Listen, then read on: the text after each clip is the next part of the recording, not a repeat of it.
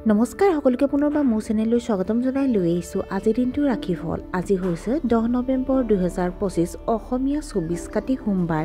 আজি সূৰ্যোদয় সময় পুৱা 5:27 আৰু সূৰ্যাস্ত সময় 4:21।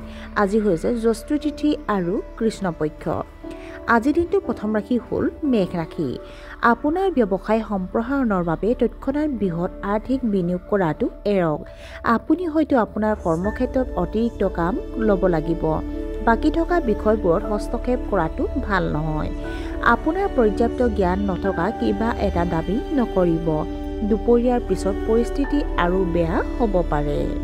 বৃষ ৰাশি। সকলো যেন আপোনাৰ মতে চলিব। আপুনি হয়তো কঠোৰ পৰিশ্ৰম কৰিব লাগিব, কিন্তু ইতিবাচক ফলাফলে আপোনাৰ মানসিক সন্তুষ্টি কঢ়িয়াই আনিব। আপুনি হয়তো এটা ডাঙৰ সম্পত্তি চুক্তি কৰিব পাৰে। ব্যৱসায়িক লাভ আশা কৰাতকৈ বেছি হ'ব। সহকৰ্মীসকলৰ লগত ভাল হ'ব লাগে। মিথুন ৰাশি। আৰ্থিক বিষয়ত অলপ বেছি বুদ্ধিমান হোৱাটো প্ৰয়োজন। গুৰুত্বপূৰ্ণ কামবোৰত অসাৱধান নহ'ব। আপুনি হয়তো কেতিয়াও লগ কৰিব নিবিচৰা মানুহক লগ পাব পাৰে। আপোনাৰ জীৱনসংগীৰ সৈতে আপোনাৰ সম্পৰ্ক আন্তৰিক হ'ব। কথা কওঁতে ভদ্ৰ শব্দ ব্যৱহাৰ কৰা উচিত। কৰ্কট ৰাশি। আজি আপোনাৰ স্থবিৰ আৰ্থিক প্ৰচেষ্টাই গতি লাভ কৰিব। আপোনাৰ কৰ্মক্ষেত্ৰৰ মানুহে আপোনাক উৎসাহিত কৰিব। আপুনি একেলগে কেইবাটাও কাম সম্পন্ন কৰিবলৈ চেষ্টা কৰিব লাগে। আপোনাৰ শৰীৰটো সুস্থ হৈ থাকিব আৰু আপোনাৰ মনটো সন্তুষ্ট হ'ব। আপুনি হয়তো আপোনাৰ ব্যৱসায় সলনি কৰাৰ কথা ভাবিব পাৰে। সিংহ ৰাশি।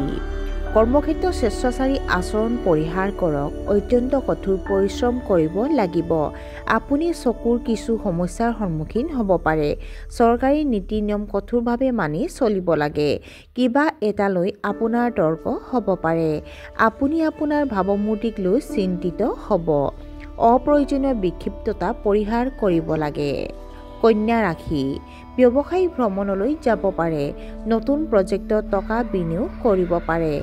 ৰাজনীতিৰ লগত জড়িত লোকৰ সৈতে আপোনাৰ সম্পৰ্ক আন্তৰিক হ'ব। অলপ কষ্ট কৰিলে বহুত লাভ পাব।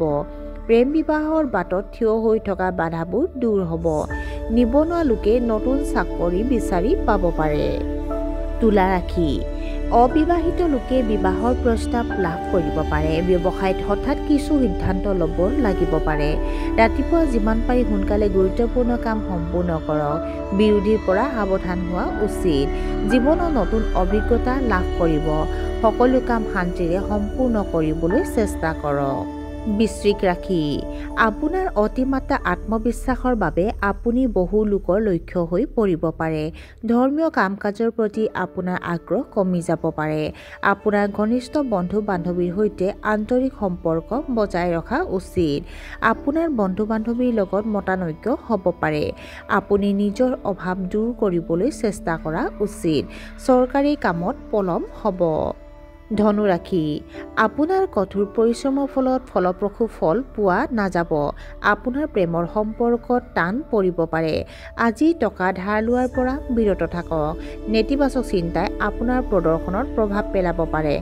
ভাৰসাম্যহীন খাদ্য মুখৰ আলচাৰ আৰু গেষ্ট্ৰিকৰ সমস্যাৰ সৃষ্টি কৰিব পাৰে। মকৰ ৰাশি। আজি আপোনাৰ জীৱনসংগীৰ সৈতে থকা মতবিৰোধৰ সমাধান হ'ব। কৰ্মক্ষেত্ৰত আপুনি অধিক মনোযোগ দিব লাগিব।